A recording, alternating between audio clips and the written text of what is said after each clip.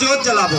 सच के जोत जला के बाबा सुंदर मनौती मनाबो किया जा बाबा की के सच के जोत जलाबो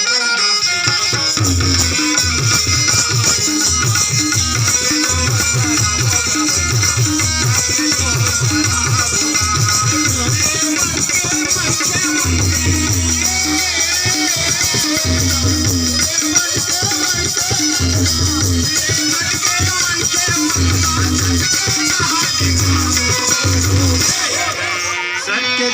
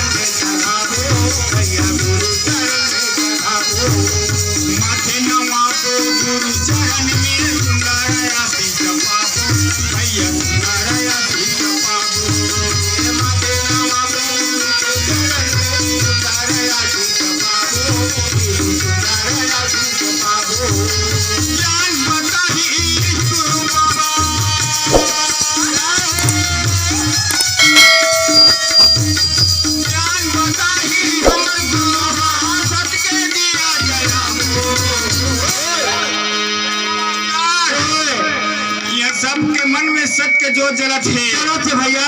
वही जोत में थोड़ की सुलगाए की जरूरत है। सुलगाए जरूरत है काबा भाई मन के तना ऐसे धक्का खावे बेंजो मास्टर आया भाई हमर भाग ले देख हम कोपरा बस्ती में जन्म लेकर गया और ये बहुरिया है तो मन गाय का हाथ होई काय का छे अरे धाने हमारे भागे दाई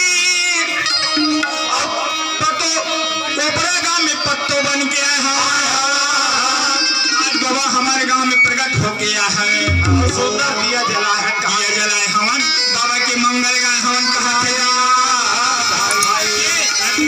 जो जलाबो के जो जलाबो